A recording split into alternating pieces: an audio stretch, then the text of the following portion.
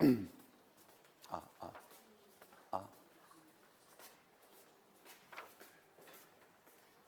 아, 아.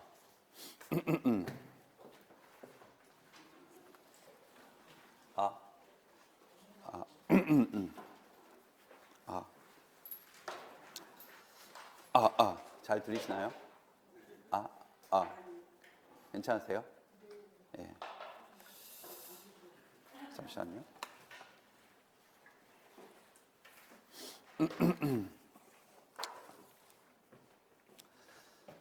안녕하세요.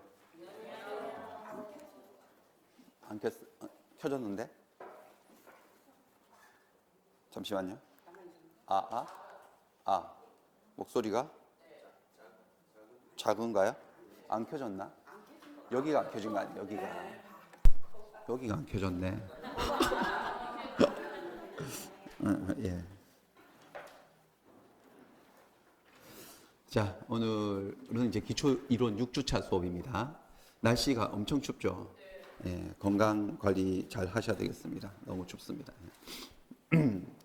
자, 오늘은 이제 계약법 공부를 합니다. 이번 주하고 다음 주 2주 남았는데 계약법 공부해요. 2주 동안은. 계약 총론 내용입니다. 계약 총론. 우리 위치 파악을 한번 해보겠습니다.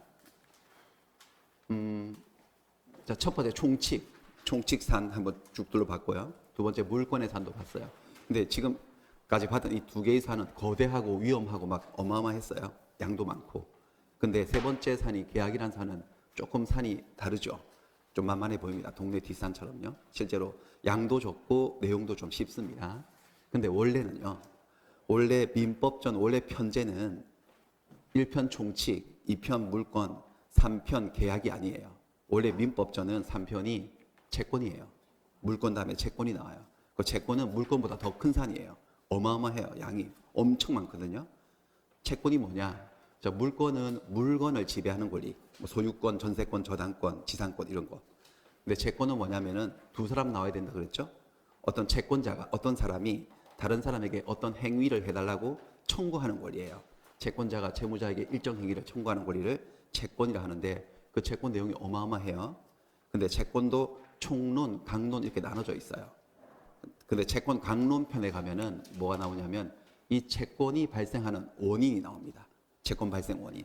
근데 우리가 권리가 발생하는 원인은 민법 총칙에서 일반적인 법칙을 배웠어요. 채권이건 물권이건 뭐건 권리가 발생하는 원인은 둘 중 하나죠. 하나는 뭐예요? 법률, 행위. 또 하나는 법률의 규정. 채권도 이렇게 두 가지 원인으로 발생해요. 네? 그러니까 법률 행위라고 하는 것은 주로 뭘 말하는 거냐? 법률 행위는 계약을 얘기하는 거잖아요. 그러니까 얘 둘이 만나서 뭔가 계약을 하고 약속을 하면 그 약속대로 그 행위를 해달라고 청구하는 권리, 채권이 발생한다는 거죠. 이렇게 생기는 채권을 약정 채권. 근데 계약을 안 했는데도 법률의 규정에서 채권 채무가 생길 수 있어요. 법정 채권. 언젠가 한번 들으셨어. 약정 채권, 법정 채권. 그런가요? 한번 들었습니다. 그래서 채권. 요 계약만 시험에 나오는 거예요. 그러니까 채권이란 거대한 산맥 속에 저기 산자락에 조그만한 산이 하나 있는데 계약이라는 산. 거기서만 시험에 출제하는 거예요. 채권 전체가 나오는 게 아니고. 뭐 그 양으로 따지자면 채권 전체를 100으로 잡았을 때 한 20이나 25 정도, 한 4분의 1 정도만 배우는 거예요. 채권에. 계약. 그리고 계약도 총론, 강론 이렇게 돼 있어요. 계약 총론은 계약의 일반적인 이야기들이 쭉 나와요. 보통 총론에서 5문제, 강론에서 5문제 나오는데 총론에서는 계약의 일반적 이야기, 총설, 계약이란 무엇이냐, 계약의 종류, 또 계약이 어떻게 성립하느냐. 계약은 당연히 두 사람의 합의로 성립합니다. 그 다음에 계약의 효력 파트에서는 특별히 이 쌍무계약의 효력 두 가지를 배워요. 동시이행의 항변권하고 위험부담. 그 다음에 아주 독특한 계약, 자기들을 위한 계약이 아니고 당사자를 위한 계약이 아니고 제3자를 위한 계약이라고 있어요. 이런 것들을 다루게 되고 그 다음에 계약을 했다가 계약을 엎어버리는 거죠. 해제. 이런 건 계약의 일반적인 이야기를 다루는 게 총론. 여기서 한 5문제 나오고 그 다음에 계약 강론에 가면 이런 계약들 15가지가 나와요. 우리 사회에서 대표적으로 많이 체결되고 있는 계약들이 15가지가 소개되어 있어요. 이거를 따로따로 배우는 게 강론이에요. 15가지. 근데 물권도 그랬어요. 물권도 총론, 강론 이렇게 돼 있어가지고 강론에 가서 8가지 물권들을 따로따로 배웠었지 않습니까? 그런데 물권은 물권 법정주의라는 원리 때문에 8가지 물권밖에 없어요. 민법상으로는요. 근데 채권은 두 사람 사이의 권리관계이기 때문에 두 사람만 합의를 본다면 무궁무진한 채권이 존재할 수 있어요. 그러니까 채권 계약이 15가지가 전부 다다 이 세상에 그 말은 아니에요. 대표적인 게 15가지고 실제로는 더 있을 수 있어요. 150가지, 1500가지 무궁무진하게 존재할 수 있는데 대표적으로 한 15가지가 소개되어 있는데 이게 전부 다 시험 범위인 건 아니고요. 이 중에 딱 3가지 계약, 매매 계약, 교환 계약, 임대차 계약 요 3가지만 중개사 시험에 출제를 해요. 요 3가지 계약에서 5문제를 출제를 하는 거예요. 왜 이 3가지 계약만 출제를 하느냐? 딱 보세요. 우리 중개사가 되면 하는 일이 뭐예요? 갑과 을이 부동산을 매매하고 교환하고 임대하는 것을 알선하는 거잖아요. 그러니까 부동산 공인중개사하고 밀접한 관련이 있는 3가지 계약에서만 출제를 하고 나머지들은 시험에 나오진 않습니다. 시험에 나오진 않지만은 어떤 계약인지 대충 개념들은 좀 아셔야 돼요. 이 단어들은 등장할 수 있기 때문에. 예, 그렇습니다. 그래서 지금 이제 오늘은 총론할 거예요. 다음 주에는 강론하고 이렇게 할 건데 총론의 첫 번째 파트 계약 총설부터 시작해 볼게요. 총설에서는 계약이란 무엇인가, 그 다음에 계약의 종류, 거기 법률 용어들을 공부할 거예요. 근데 계약이 뭔지에 대해서는 배우셨어요 이미. 계약은 법률의 일종이니까. 계약이 뭔지, 계약의 의의, 계약은 자 괄호 넣기 한번 해볼까요? 여러분들 배우셨는데 민법 총칙 첫 번째 사안에서 계약은 무엇에 의해서 성립하는 무엇이다. 계약은 의사표시의 합치, 의사표시 합치. 두 사람의 의사가 의사표시 합치를 2글자로 줄이면 합의죠. 두 사람이 만나서 합의를 보는 거죠. 합의가 딱 되면 성립하는 하나의 뭐다? 법률 행위이다. 자, 법률 행위에는 이렇게 두 의사표시가 합치되어서 성립하는 계약도 있고 한 사람의 일방적 의사표시에 의해서 성립하는 단독 행위도 있고 뭐 그랬었습니다. 자, 그 다음에 책을 살짝 보시면 112페이지에 나오는 내용인데요. 계약이란 서로 대립하는 의사표시 합치, 즉 합의에 의해서 성립하는 법률행위다. 똑같은 말이죠. 근데 넓은 의미의 광의의 계약에는 온갖 계약들이 다 계약이에요.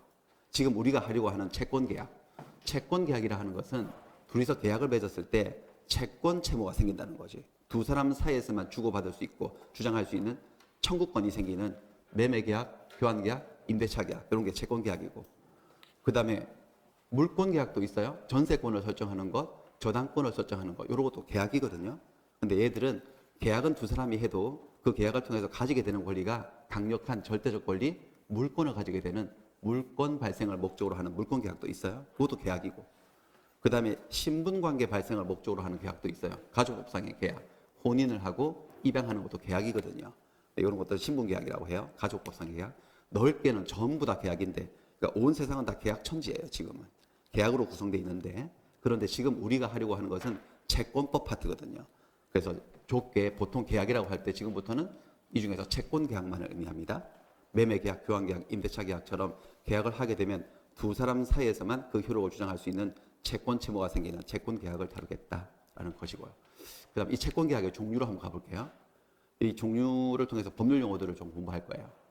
전형 계약, 비전형 계약, 쌍무 계약, 편무 계약, 유상 계약, 무상 계약, 낙성 계약, 요물 계약, 일시적인 계약, 계속적인 계약. 자, 이 용어들을 익혀나가는 겁니다. 완전 구구단이에요. 구구단 2단이에요. 2일은 4, 2일은 4, 2일은 2, 2일은 4. 뭐 그런 거죠. 구구단이 안 되네요. 첫 번째, 전형 계약, 비전형 계약은 뭐냐? 전형 계약, 비전형 계약은 한자로 쓰면 이렇게 되어 있습니다. 한자들이죠. 법률 용어들이. 이 전자는 법전을 얘기해요. 민법전. 민법전에 그 형태를 가지고 나와 있는 계약, 전형 계약. 법전에는 안 나오지만 채권 계약들은 무궁무진하게 존재할 수 있거든요. 법전에 안 나오는 계약, 비전형 계약. 자, 법전에 수록되어 있는 15가지 계약들은 제각각 계약 이름이 정해져 있어요. 그래서 전형 계약을 다른 말로 이름이 있는 계약, 유명 계약이라고 하죠. 그러면 비전형 계약은 뭐라고 말을 만들면 될까요? 이름이 없는 계약, 무명 계약 이렇게 얘기를 합니다. 전형 계약이 15가지예요. 15가지. 이렇게 쭉 있습니다. 근데 사실 이 법전에 실리는 것도 사람들이 많이 체결하니까 대표로 실어 놓은 거거든요. 15가지인데 제가 제일 처음에 민법 공부를 할 때는요, 14가지라고 배웠거든요. 이 중에 뭐 하나 추가되었어. 최근에 2015년도에 뭐가 추가되었냐면요, 이 여행계약이요. 여행계약. 왜냐하면 우리 민법이 이 법전이 언제 만들어졌냐면 1958년도에 만들어졌어요. 58년도에 만들어졌는데 그때는 사람들이 여행을 다니지 않았겠죠, 별로. 먹고 살기도 뭐 힘들어 죽겠는데 무슨 여행을 다닙니까? 그러니까 그때는 없었지, 여행 계약이. 근데 뭐 경제가 성장을 하고 이렇게 되니까 사람들이 여행을 엄청 많이 다니게 된 거죠, 최근에 와서는. 그래서 여행 계약이 추가가 된 거죠. 그러니까 이 여행 계약도 사실 2015년도 전까지는 어떤 계약에 속했던 거다? 비전형 계약이었는데 지금 전형 계약이 된 거지. 자, 우리 시험에는 어떤 게 한번 출제가 됐냐면 중개 계약에 대해서 한번 나온 적이 있어요. 중개 계약. 개업 공인중개사가 중개 의뢰인하고 계약을 맺잖아요. 그 내가 알선을 해줄 테니까 보수를 달라, 이렇게 맺는 계약. 요 중개 계약은 이 법전에 실려 있지 않거든요. 하지만 두 사람 사이 채권 계약으로 얼마든지 인정이 되죠. 그러니까 중개 계약은 어디에 속한다는 거죠? 비전형 계약, 무명 계약에 속하는 거예요. 됐습니다. 보충도 하시고. 그 다음에 이 제가 전형 계약을 제가 네 줄로 나눠놨잖아요. 이렇게 네 줄로. 자, 의미가 있어요. 제일 첫 번째 줄, 증여계약, 매매계약, 교환계약은 계약의 목적이 공통점이 있어요. 셋 다 재산권, 권리를 이전하는 것을 목적으로 하는 거야. 권리를 넘겨주는 거야. 뭔 차이가 있느냐? 조문 한번 보겠습니다. 셋 다 재산권 이전 계약이야. 근데 증여계약은 무상이에요. 아무것도 안 받고 재산권을 이전하는 거야, 상대방에게. 공짜로 주는 거지, 무상계약이고. 그 다음 매매계약은 재산권을 이전하고 매수인은 대금을 치르는 거지. 돈을 받고 재산권을 넘겨주면 매매계약이라고 해요. 그 다음에 교환계약은 서로 재산권을 이전하는 거야. 이게 교환계약이에요. 예를 들어서 갑이 을에게 자동차를 하는데 선물로 준다. 무슨 계약이죠? 자동차를 선물로 준다는 게 자동차 소유권을 이전해 주는 계약을 맺는다는 거거든요. 선물로 주는 거니까 공짜죠. 뭐예요? 증여계약. 자기 자동차를 팔아요. 친구에게 돈 받고 팔아요. 뭐예요? 매매계약. 내 차하고 걔 차하고 바꿔요. 무슨 계약? 교환계약. 세 개의 공통점은 어쨌든 재산권을, 소유권을 이전하는 것을 목적으로 하는 건데, 얘는 무상계약이고 얘들은 유상계약이죠. 대가가 있는 거지. 뭐 그렇습니다. 두 번째 그룹은 대차형 계약이에요. 소비대차, 사용대차, 임대차. 다 대차가 걸려 있잖아요. 대는 빌려준다는 소리죠. 차는 빌려 쓴다는 소리잖아요. 그러니까 물건 빌려가지고 사용하고 쓰고 돌려주는 거예요. 대차형 계약인데, 이 소비대차, 사용대차, 임대차는 어떻게 차이가 나냐면은, 조문은 여기 있어요. 소비대차, 사용대차, 임대차. 이 두 개는요, 사용대차하고 임대차는 예를 들어서 갑이 을에게 어떤 이 동그라미라는 물건을 빌려줬어요. 이 을이 빌려가지고 이 물건을 사용해요. 사용하고 이 물건 자체를 돌려주는 거예요. 그게 사용대차, 임대차예요. 그럼 둘의 차이는 뭐냐? 사용대차는 공짜예요. 사용료를 안 내는 무상인 거예요, 무상. 그러니까 임대차는 여기 임자가 차임의 임자거든요. 사용료, 임료를, 차임을 지불을 하는 거지. 그 둘의 차이예요. 그럼 이쪽은 뭐냐? 소비대차는 표현은 대차라고 돼 있지만 실제로는 대차가 아니고 완전히 물건을 주는 거야. 줘가지고 그 물건을 소비해버려요. 그러니까 이 물건을 소비해서 이 물건은 없어져 버리는 거지. 내가 빌린 물건을. 없어진 물건을 돌려줄 수는 없으니까 같은 종류의 물건으로 돌려주는 거예요. 그게 소비대차예요. 한번 볼까요? 소비대차는 일방이 금전, 돈이나 그 밖의 대체물의 소유권을 상대방에게 이전한다고 돼 있죠. 그러니까 대차형 계약이지만 실제로는 소유권이 완전히 넘어가요. 그 다음에 상대방은 그걸 다 소비해버리죠. 그러니까 그 물건은 없어지고 돌려줄 때 같은 종류, 같은 품질, 같은 수량, 동종, 동질, 동량으로 반환할 것을 약정함으로써 체결되는 그런 계약이에요. 우리가 돈을 빌린다고 표현하지 않습니까? 돈을 빌리는데 잘 생각해 보면 돈을 빌리는 게 집을 빌리는 거하고 구조가 다르지. 집을 빌렸을 때는 그 집을 사용하고 그 집 자체를 돌려주는 거잖아요. 책을 빌렸을 때도 책을 읽고 그 책을 돌려주는 거잖아요. 근데 돈은 그 돈을 빌려가지고 그 돈을 가만 보관하고 있다가 만지다가 그 돈을 돌려주는 게 아니고 돈은 소비해버리죠. 다 써버리고 그 빌린 금액만큼 돌려주는 거잖아요. 따로 돈을 벌어가지고. 그러니까 돈 빌리는 계약이 소비대차 계약이에요. 돈 빌리는 계약을 뭐라 한다? 금전 소비대차 계약. 또 요즘은 그럴 일이 별로 없겠지만은 옛날에 쌀 떨어졌을 때 집에 쌀 떨어지면 이웃집에 가서 쌀 한 대를 빌려 먹는다? 그 쌀을 빌린다고 하지만은 빌려가지고 그 쌀을 가지고 있다가 그 쌀을 돌려주는 게 아니고 쌀은 밥을 해 먹죠. 빌린 물건은 뭐 한다는 거죠? 소비하고 그 다음에 빌린 양만큼 같은 품종으로 돌려주는 거잖아요. 쌀 빌려 먹고 돈 빌리고 하는 것은 무슨 대차다? 소비 대차. 빌려주는 사람을 소비 대주, 빌려 쓰는 사람을 소비차주 이렇게 표현해요. 자, 그다음에 사용대차하고 임대차는 똑같아. 그 물건 자체를 사용하고 돌려주는 건 똑같은데 사용대차의 핵심은 이 두 글자예요. 뭐예요? 무상. 사용료를 내지 않는 거지. 공짜로 빌리는 거야. 그리고 그 물건 돌려주는 거야. 그 다음에 임대차는요. 핵심 단어가 뭐를 지불한다? 차임, 사용료를 낸다는 거예요. 됐습니다. 다시 돈 빌리는 계약은 무슨 계약? 소비 대차 계약. 내가 미국에 1년 갔다 올 일이 있어서 내 집이 비어요. 1년 동안. 친척에게 1년 동안 공짜로 빌려주는 계약은 뭘까요? 사용대차 계약. 그 다음 월세, 전세 이런 건 뭘까요? 임대차 계약. 이렇게 되는 거죠. 대차형 계약 세 가지예요. 그 다음에 이 세 번째 그룹은 노무 제공형 계약이에요. 나의 노동력과 나의 시간을 상대방을 위해서 제공하는 목적의 계약인데 고용, 도급 뭐 이런 것들이 있습니다. 다 알 건 없고 몇 가지만 한번 볼게요. 도급 계약 한 번씩 나오니까. 도급은 일방이 어떤 일을 완성해 줄 것을 약속하고 그 다음에 상대방은 그 완성의 결과가 생기면 그에 대해서 보수를 지급하겠다고 약속해서 이루어지는 계약이에요. 건축 도급 같은 거. 건물 지어주면 건축비를 주겠다. 그런 게 도급 계약이죠. 그것뿐만 도급이 아니고 도급은 뭐 이런 것들이 도급이었습니다. 우리 보셨죠? 이런 그림? 카센터에 차 수리를 맡겼어요. 카센터 사장님은 차를 고쳐주겠다고 약속을 했고 그 다음에 맡긴 사람은 다 고쳐지면 수리비를 주겠다고 약속한 거지. 도급 계약이에요. 일 맡긴 사람을 도급인, 일 맡은 사람을 수급인이라고 해요. 카센터 사장님은 수급인, 차주는 뭐예요? 도급인. 이게 도급 계약이라고. 도급 계약. 이런 것도 도급 계약이죠. 세탁을 다 해주면 세탁비를 주겠다. 이런 게 도급 계약입니다. 자, 그 다음에 현상 광고라는 계약이 있어요. 현상 광고의 현자는 걸 현자죠. 걸 현자. 우리가 어떤 간판을 내거는 그런 것을 현판식, 현판 이런 거 말하지 않습니까? 현상이 뭐냐? 상을 걸고 널리 광고한다는 거예요. 이게 어떤 계약이냐면 광고, 현상 광고는 광고를 하는 자가 어느 행위를 한 자, 내가 지정한 행위를 한 자에게 일정한 보수, 현상금을 지급하겠다고 약속을 하는 거지. 그리고 이에 응한 자가 그 광고에서 정해놓은 행위를 실제로 완료함으로써 체결되는 그런 계약이에요. 현상 광고 계약은 어떤 예를 들 수 있냐면 요즘은 잘 없는데 옛날에 그 재래식 목욕탕에 딱 들어가면 입구에 이런 거 좀 있었는데 이런 거 현상 수배 보셨죠? 얘는 신고해서 검거되면 얘는 3천만 원, 얘는 2천만 원 그런 거 있었지 않습니까? 국가가 우리 국민들에게 청약을 하고 있는 거거든요. 현상 광고 계약을 청약을 하는 거예요. 지금 얘도 수배되었어요. 우리 쓰레기도. 이름 쓰레기, 나이 32세, 절도, 사기, 공갈, 횡령 혐의로 수배되었습니다. 이만큼 돈을 준다고 돼 있어요. 이거 뭐냐면 이게 경찰청에서 국가가 이 현상 광고를 청약을 한 거고 이 계약은 어떻게 체결되냐면 내가 얘를 신고를 하는 거지. 봤다고, 제 쓰레기 이렇게 봤다고, 저기 PC방에서 게임하고 있다고 신고를 해서 경찰이 걔를 딱 잡는 거지.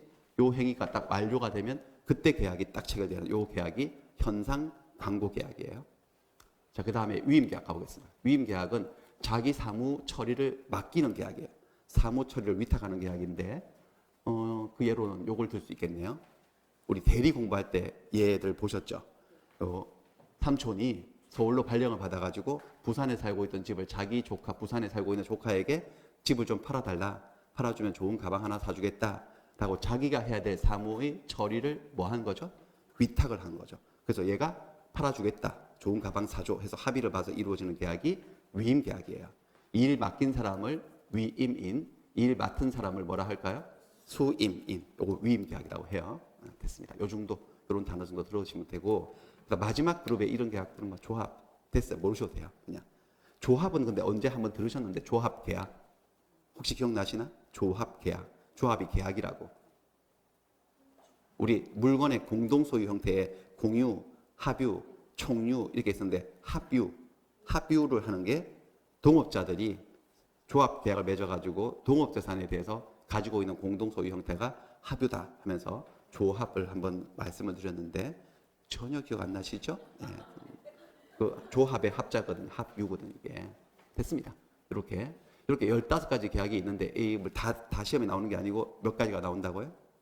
세 가지 계약이 매매 계약, 교환 계약, 임대차 계약. 시험에는 이 세 가지만 나오는데 근데 그렇다고 이 단어들이 전혀 출제가 안 되느냐? 아니지. 이런 것들은 계속 나옵니다. 이 증여 이런 단어들, 그 다음에 현상항고도 이 단어도 제법 나오고요.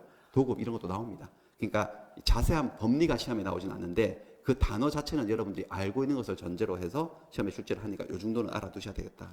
됐습니다. 이런 계약들을 좀 나눠볼게요. 이 기준에 따라서. 제일 먼저 쌍무계약, 편무계약 이렇게 나눌 건데, 자, 들어가기 전에 문제 하나씩 풀고 가겠습니다. 끊어가면서 풀면서 가도록 하겠습니다. 제일 첫 번째 한 문제만 풀어볼게요. 자, 1번. 중개계약은 민법상의 전형계약이다. OX?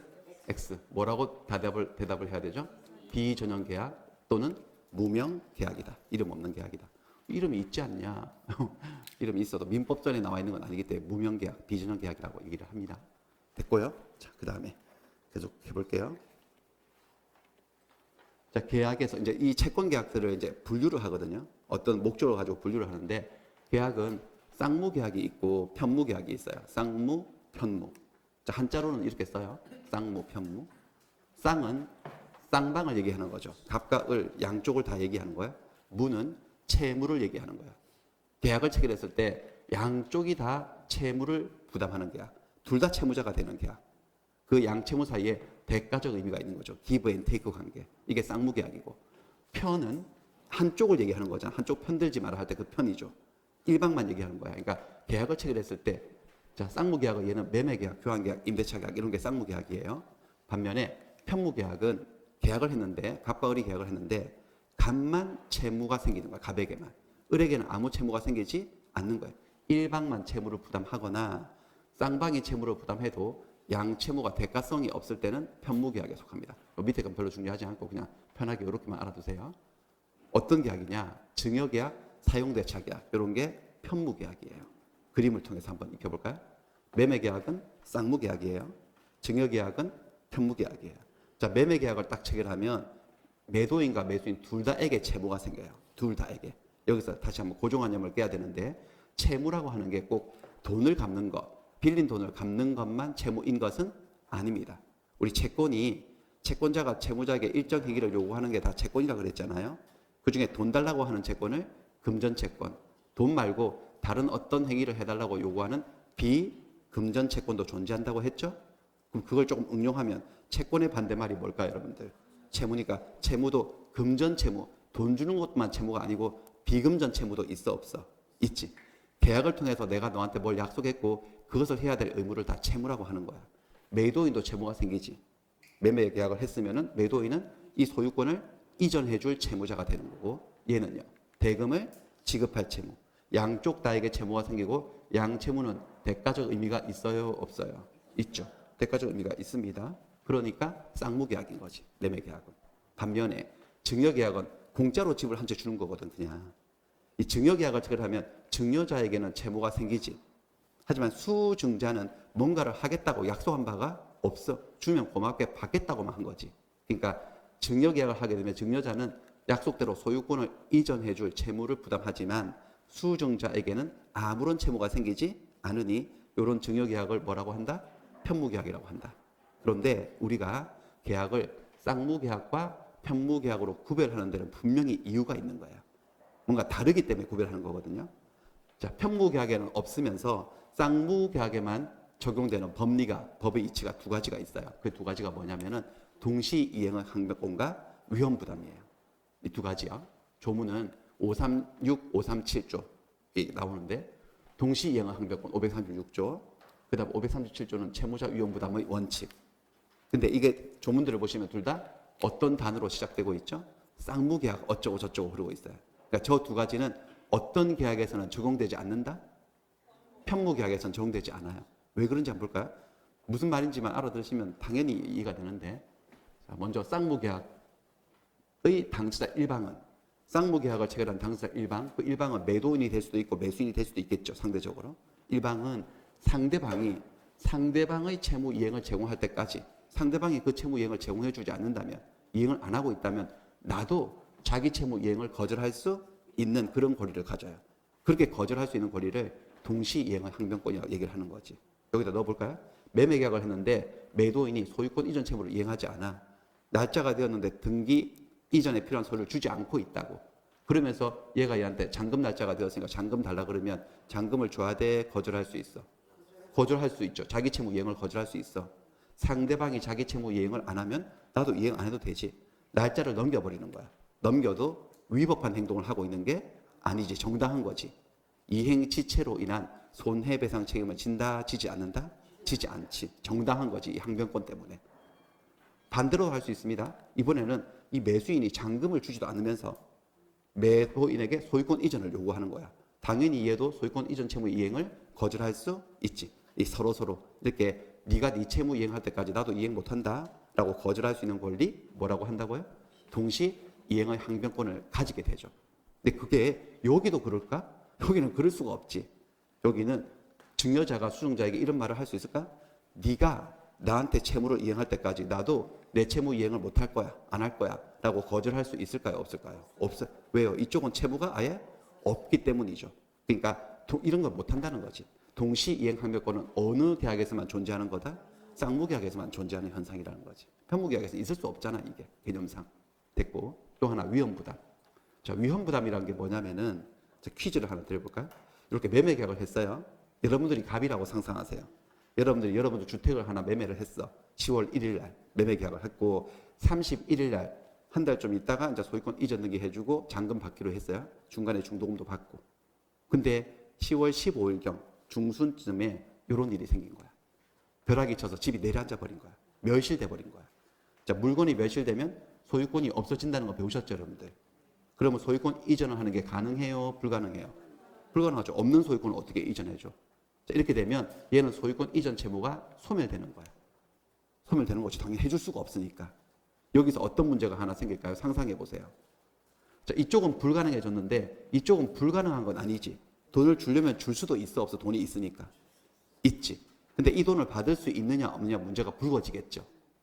어떻게 생각하겠어요, 여러분들은? 이걸 다 떠나서 법을 떠나가지고 여러분들의 그냥 상식으로, 여러분들 양심으로, 공평한 그런 상식으로. 매매 계약을 했어요. 근데 천재지변에서 건물이 내려앉은 거야. 지진 같은 걸로. 그러면 여러분들은 돈을 받을 수 있을 것 같아요? 없을 것 같아요? 돈을 받을 수 있는 게 공평해요? 못 받는 게 공평해요? 못 받는 게 공평하죠? 그게 왜냐하면 여러분들 표현을 못해서 그렇지 여러분들이 쌍무계약의 개념을 알고 계시는 거지. 기브 앤 테이크인데 나는 집을 주고 너는 돈을 주기로 약속했는데 네 잘못도 내 잘못도 없이 자연재해로 집이 없어졌으니까 돈도 안 주는 게 공평한 거 아닌가요? 맞나요? 그러니까 이쪽 채무도 어떻게 된다는 거죠? 함께 소멸합니다. 돈을 못 받게 됩니다. 돈을 못 받게 됩니다.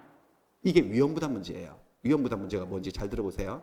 쌍무계약을 체결했는데 한쪽 채무가 뭐 하였을 때요? 소멸했을 때 다른 쪽 채무는 어떻게 되느냐? 소멸하느냐 소멸하지 않느냐? 요걸 다루는 문제를 위험부담 문제라고 그러는데 이렇게 천재지변일 때는 함께 소멸하는 게 공평하죠. 또 다른 질문 한번 해볼까요? 만일에 천재지변이 아니고 이 여자가 와서 자기가 계약해 놓은 집을 불내버린 거야, 실수로. 그 넘어가기 전에, 소유권 넘어가기 전에. 그럴 때는 이 채무는 소멸해도 이 채무는 소멸해야 되겠어요? 존속을 해야 되겠어요? 존속을 해서 대금을 치러야 되겠지.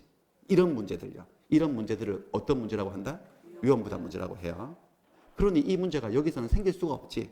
여기도 해볼까요? 증여계약을 체결한 이후에 여기 또 뭐 벼락이 쳐가지고 집이 내려앉았어요.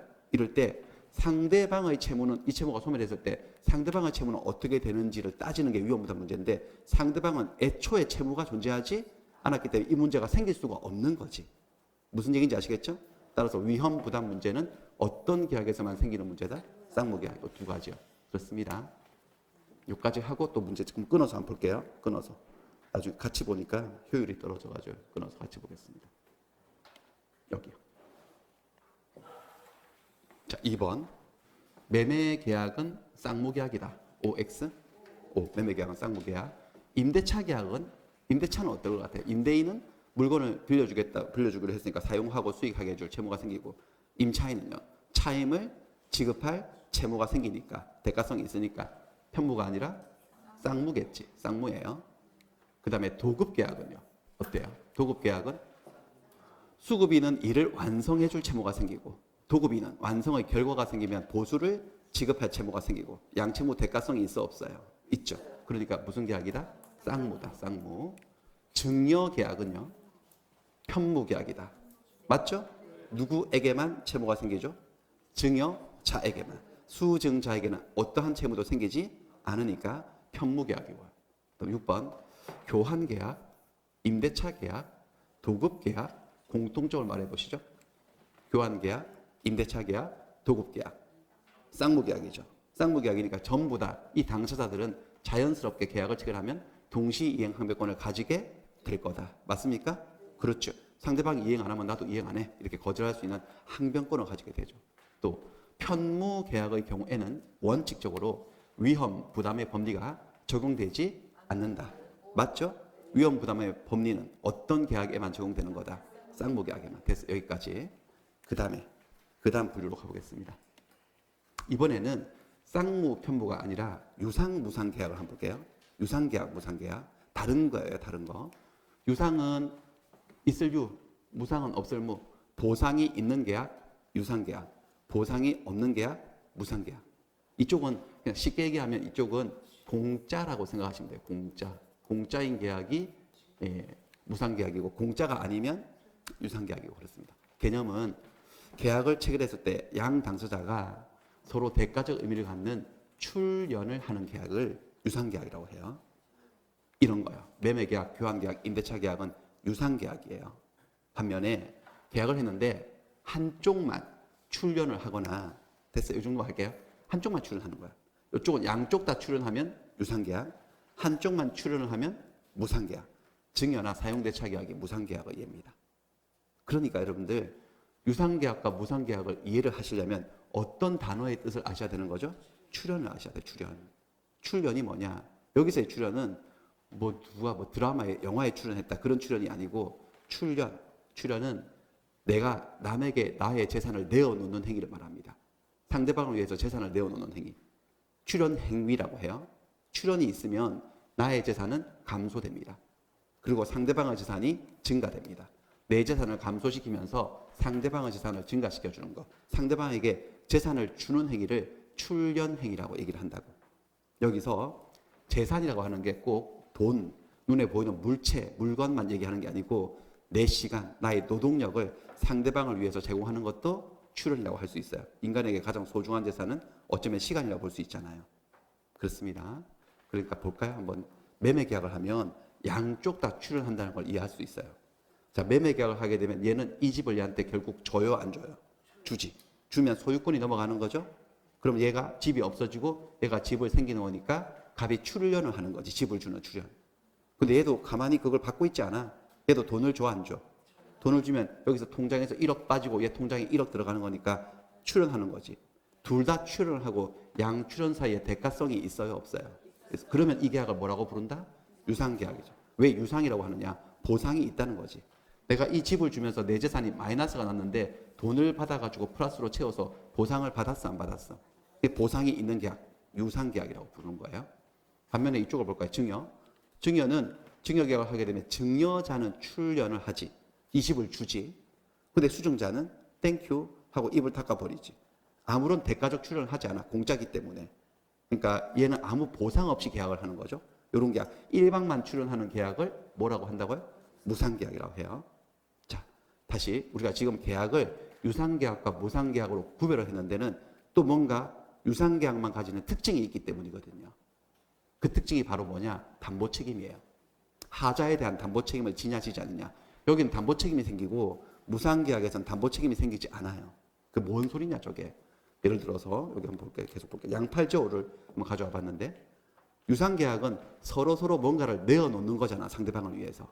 그 내어놓는 것을 양팔저울에 올려봤을 때 이게 공평하려면 얼추 밸런스를 유지하고 있어야 되죠. 이렇게. 이게 공평하지 않습니까? 그렇죠? 이게 유상계약의 등가성이라고 하는 거예요. 등가가 뭐죠? 등가가?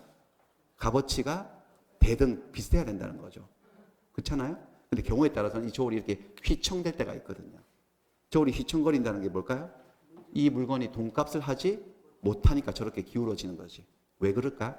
얘가 한 출연에 뭐가 있어서요? 하자가 있으면 돈값을 못하지. 그러면 얘는 참지 않지. 왜? 나는 돈을 줬거든. 공짜로 받은 게 아니라 돈을 줬는데 내가 준 돈값을 못하니 얘가 얘한테 따져서 책임지라고 할 수 있어, 없어요? 있고. 그러면 얘는 책임져야 돼, 매도인은. 그 물건에 하자가 있는데 자기 잘못이 있건 없건 무조건 책임져야 돼. 이 책임을 뭐라고 한다는 거예요? 담보 책임이라고 하는 거예요. 담보 책임. 그런데 이 논리를 여기다가 갖다 댈 수는 없지. 얘는 공짜로 줬어요. 공짜로 준 건데 여기에 좀 하자가 있다고 해서 이 수증자가 공짜로 받은 주제에 불평을 할 수는 없지. 그러니까 무상계약에서는 어떤 책임이 생기지 않는다는 거죠. 담보 책임이 생기지 않아요. 여러분들이 뭐 어디 가서 마트에 가든지 슈퍼에서 뭘 사셨어. 샀는데 물건에 하자가 있네. 불량이네. 그러면 참으세요. 따져요. 따져서 어떻게 따지죠? 바꿔달라고 할 수 있어 없어요? 그러면 매도인은 슈퍼마켓 주인 잘못이 아니어도 바꿔줄 책임이 있지. 아니면 환불해달라고 할 수 있어 없어요? 그럼 환불할 책임. 그런 매도인의 책임을 뭐라고 한다? 법에서는 담보 책임이에요. 하지만 여러분들이 누가 선물을 받았어. 선물을 받았다는 것은 뭘 받았다? 증여받은 거거든. 근데 물건이 좀 망가져 있네? 그러면 선물한 사람에게 야, 뭐 이따위를 선물하냐? 바꿔줘. 라고 할 수는 없거든. 이건 왜? 공짜기 때문에. 무상계약에서는 담보 책임이 생기지 않는 거예요. 되셨죠? 여기까지 해가지고 이것도 끊어서 한 문제 풀겠습니다. 문제를 보고 가겠습니다. 자, 매매계약은 유상계약이다. 맞죠? 증여계약은요? 유상계약인가? 증여계약은 무상계약이죠. 임대차는요? 유상이죠. 유상, 차임을 받으니까 공짜로 빌려주는 게 아니잖아요. 사용대차는요? 공짜로 빌려주는 무슨 계약이다? 무상계약이다. 그러니까 이거 한번 연습해 볼까요? 매매계약이나 임대차계약은 매도인이 판 물건이나 임대인이 빌려준 물건에 하자가 있으면 매도인과 임대인은 책임을 져야 돼, 안 져야 돼? 그게 무슨 책임이라고? 담보 책임. 하지만 증여계약이나 사용대차계약은 공짜로 주고 공짜로 빌려줬기 때문에 그게 뭔가 하자가 있어도 증여자나 사용대주는 무슨 책임을 지지 않는다? 담보 책임 같은 건 지지 않는 것이 원칙이다 이거예요. 아시겠어요? 자, 유상계약과 무상계약을 구별하는 구별하는 이유가 뭐냐? 실익이라는 것은 구별하는 이유죠. 오로지 유상계약에 한해서만 위험 부담의 문제가 발생하기 때문이다. 오라고? 오 아니지. 위험 부담 문제가 아니고 뭐 금방 지금 하고 있는 건데 담보 책임이죠. 위험 부담하고 담보 책임은 다른 거잖아요. 예. 위험 부담 문제가 발생하기 때문이다. 이렇게 하려면은 이게 유상과 무상을 구별하는 실익이 아니라 뭐예요? 쌍무와 편무를 구별하는 실익이 위험 부담의 이야기지. 되셨나? 그래서 요거는 X가 되겠습니다.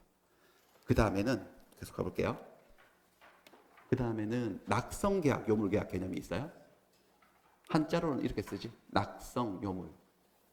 이 낙성은 낙자는 승낙의 낙자예요. 승낙의 낙자예요. 승낙. 그러면 계약을 하자고 먼저 청하는 것은 청약이거든요. 청약이 왔을 때, 의사표시가 왔을 때 그래 하자라고 승낙만 하면 곧바로 성립하는 계약. 그러니까 합의만으로, 당사자의 합의만으로 성립하는 계약을 낙성계약이라고 해요. 대부분의 계약이 낙성계약이에요. 매매, 교환, 임대차 등 대부분의 계약이요. 우리 민법전에 15가지 계약이 수록되어 있다고 했어요. 그 중에 14가지가 낙성계약이에요. 딱 한 가지만 이쪽에 요물계약이에요. 요물계약은 뭐냐? 요물계약은 물건이 필요한 계약이에요. 계약을 체결할 때 물건이 필요하지. 그 물건을 줘야지만 계약이 체결되거든요. 여기는 물건은 필요 없어. 입만 가지고 계약이 되는 거죠. 일단 합의만 보면 계약의 효력이 생기니까 체결되어서. 그러니까 이것도 계약은 계약이니까 합의는 기본이에요. 합의는 기본인데 합의만으로 성립하면 낙성이고 합의 외에도 물건을 인도 줘야 되는 거지. 기타 급부 어떤 물적인 행위를 해야 되는 거야. 그래야지만 체결되고 성립하는 계약을 요물계약이라고 해요. 요물계약은 이렇게 한 4가지 정도 보통 외워요. 현상광고, 대물변제, 계약금 계약, 보증금 계약, 현대계보 이렇게 보통 외우는데 필요 없어요. 이거요. 시험에 안 나와요. 이거 필요 없어요. 우리 시험에 안 나와요. 우리 시험에 나오는 건 제일 중요한 건 계약금 계약이 요물계약인 건 무지무지 중요한데 지금 하지 않아요. 지금은 이거 하나만 볼 거예요. 아까 살짝 봤던 현상광고. 현상광고 계약이 요물계약이거든요. 자, 이게 좀 약간 저급한 표현인지 모르겠지만 예. 낙성계약은 뭐냐면 낙성계약을 체결하러 갈 때는 입만 가져가면 돼요. 돈도 필요 없고 물건도 필요 없어. 왜? 뭐만 하면 성립하니까. 합의만 보면 성립하기 때문에 낙성계약은 요 입만 가져가면 체결할 수 있는 계약이고 요물계약은 입만 가지고는 안 돼. 물건을 가져가서 물건을 줘야지만 성립하는 계약이에요. 한번 볼게요. 법조문에 보시면 제가 한번 읽어볼게요. 제가 지금 일부러 틀리게 읽을 건데 어디를 틀리게 읽는지 잘 관찰하세요. 매매는 당사자 일방이 재산권을 상대방에게 이전하고 상대방은 대금을 지급함으로써 그 효력이 생긴다. 틀리게 읽었죠, 지금 제가. 어떻게? 제가 뭐라고 읽어서 이전하고 지급함으로써 효력이 생긴다. 이렇게 틀리게 읽었거든요. 그렇게 효력이 생기는 게 아니래. 어떻게? 상대방이 이전하는 거예요? 이전할 것을 약속하는 거예요? 약속을 한 거야. 이전하지 않은 거지. 이전하겠다고 의사표시만 한 거예요. 대금을 지급한 거예요? 약정한 거예요? 약정. 돈을 주겠다고 약속만 한 것이지 의사표시만 한 것이지 주고받은 건 없어요. 저렇게 약속에서 합의만 되면 효력이 생기니까 매매계약은 무슨 계약이라는 거죠?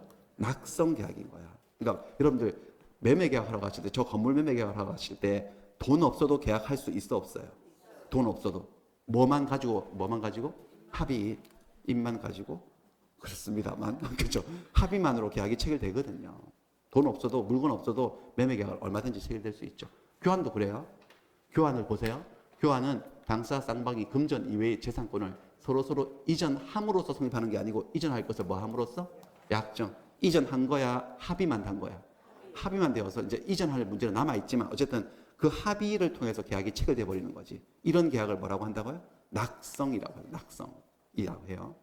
그런데 요물계약 한번 볼게요. 요물계약은 표현이 달라요. 현상광고는 광고를 한 자가 이 행위, 내가 지정한 행위를 한 자에게 일정한 보조 현상금을 지급하겠습니다 라고 의사표시를 했고, 그 다음에 이에 응한 자가 그 광고에서 정한 행위를 완료할 것을 약정함으로써 효력이 생긴다 이렇게 되어 있지 않고 뭐 함으로써? 완료해야 돼. 실제로 그 행위를 완료하겠다고 약속해서 합의만으로 효력이 생기는 낙성계약이 아니고 실제로 그 행위를 해야지만 성립하는 거예요. 완료함으로 성립하는 거다. 이렇게 되는 것이 요물계약인 거예요. 그러니까 아까 전에 봤던 이거요. 이게 현상광고 계약이거든요. 우리 대한민국이 경찰청이 현상광고 청약을 한 거야. 그럴 때 내가 경찰청에 전화를 걸어서 내가 그런 애들 잘 잡거든요. 내가 한번 신고해 볼게요. 진짜 3천만 원 주실 거예요? 라고 했을 때 국가가 꼭 드릴게요. 신고해 주세요. 라고 두 사람이 합의를 봤다고 이 계약이 체결되는 것이 아닌 거지. 실제로 신고를 하고 검거가 되어야지만 계약이 체결되는 거예요. 그러니까 이런 계약을 뭐라고 한다고요? 무슨 계약? 요물계약. 이것도 한번 볼까요? 현상광고 계약 이런 것도 현상광고입니다. 신춘문예 이런 거 동아일보사에서 신춘문예 공모를 하는 거죠. 시 부분 뭐 소설, 중편, 단편 소설, 희곡 부분 해서 최우수작에게 얼마씩 주겠다, 3천만 원 주겠다, 뭐 2천만 원 주겠다 이렇게 해서 하는 거예요. 자, 이것도 현상 광고거든요. 우수 현상 광고라고. 자, 이런 걸 딱 신문에서 봤어요. 그 작가 지망생이 동아일보사에 전화를 걸어서 내가 글 잘 쓰는데 내가 한번 글을 내어 보겠소. 아, 그러쇼? 해서 두 사람의 합의만으로 계약이 체결되는 게 아니에요. 글을 써야 돼, 실제로. 써가지고 제출을 해야지, 응모를 해야지. 그리고 1등으로 당첨이 되는 순간 계약이 체결되는 거니까 물적 행위를 해야 돼, 안 해도 돼? 해야 되죠. 물적인 어떤 행위를 해야 되는 거. 말만 가지고 안 된다는 거지.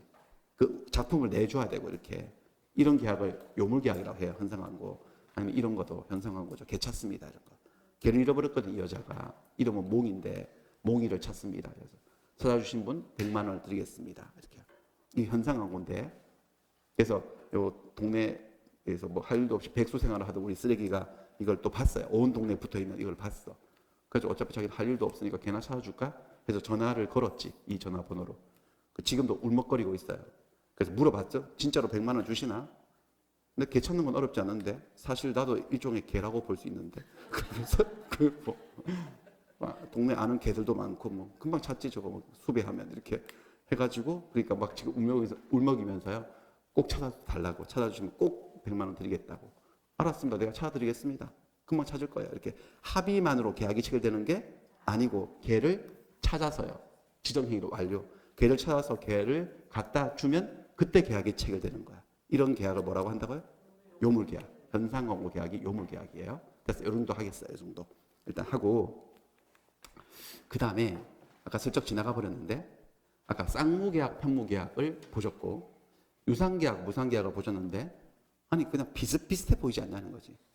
그렇죠? 실제로 쌍무계약의 얘가 매매교환 임대차, 유상계약의 얘가 매매교환 임대차, 편무계약의 얘는 증여사용대차, 무상계약의 얘는 증여사용대차. 얘까지 똑같네.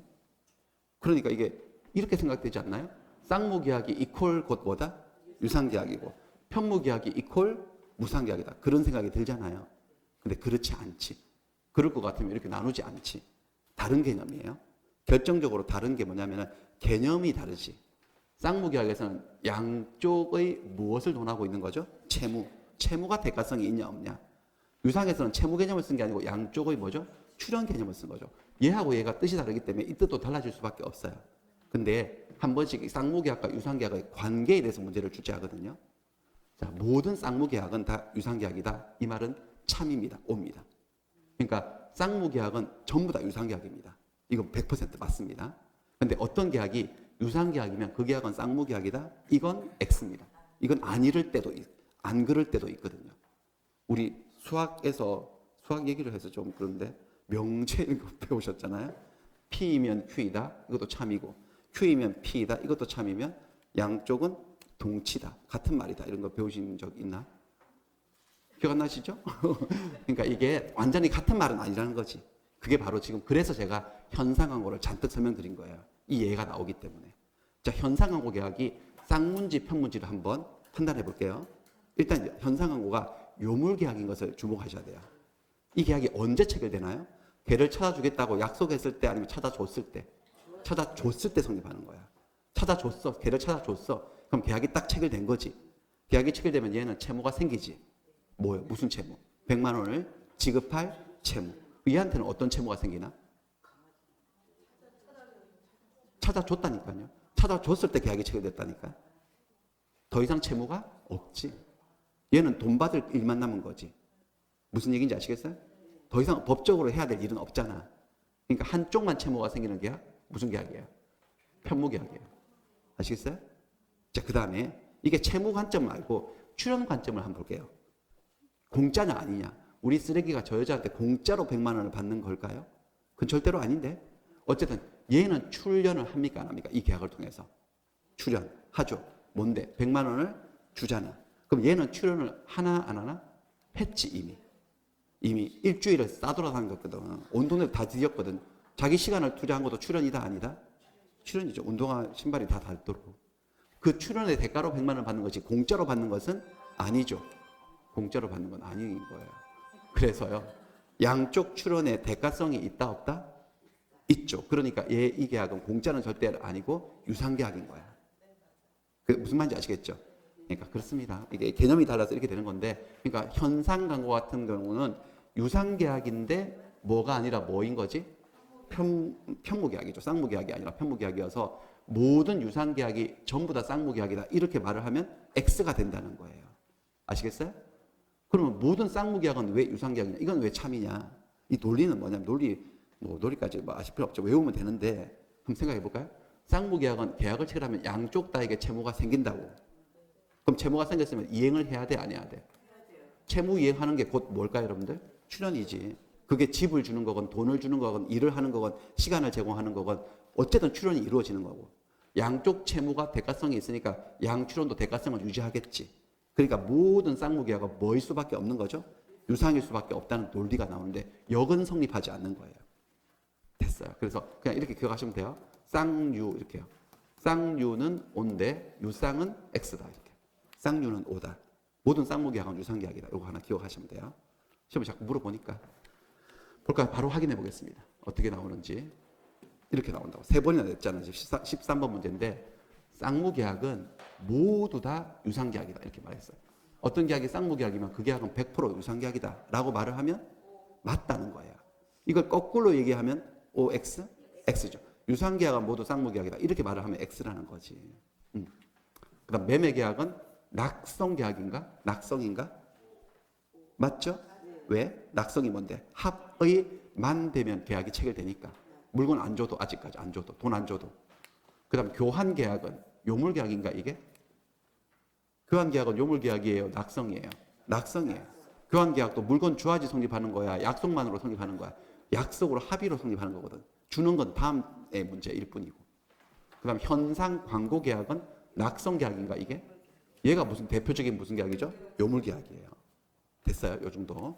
그 다음 마지막 분류를 보겠습니다. 마지막 이야기는 계약을 일시적 계약과 계속적 계약으로 나누는 거지. 자, 지금 우리가 배우고 있는 계약은 채권 채무 계약이에요. 계약을 체결하면 채무가 생겼으니까 이행을 해야 돼, 안 해야 돼? 채무 이행을 해야 되죠. 그 이행이 한 번으로 끝나버리면 일시적 계약이라 그래요. 여기서 급부라고 하는 건 채무를 이행한다고 보시면 돼요. 한 번의 이행으로 계약의 목적이 달성되어서 계약이 끝이 나고 종료가 되는 계약을 일시적인 계약이라고 해요. 증여계약, 매매계약, 교환계약. 그 다음에 채무의 이행, 즉 급부의 실현이 한 번으로 안 돼. 계속적, 반복적으로 이루어졌을 때 이루어지는 계약을 계속적인 계약이라고 해요. 임대차 계약이 그러해요. 대표적으로. 고용계약도 뭐 그렇고. 비교를 한번 해보면, 자, 매매계약을 하게 되면 매도인은 소유권 이전 채무의 이행을 계속 반복합니까? 한 번 합니까? 한 번 소유권 넘겨주면 끝나는 거지. 대금을 계속 반복적으로 줍니까? 한 번 줍니까? 한 번 주면 끝이지. 어떤 분들은 3번 주는 거 아닌가? 계약금, 중도금, 잔금 이렇게. 그건 한 번 줄 돈을 나눠서 주는 것이지 본질적으로 반복하는 건 아니지 않습니까?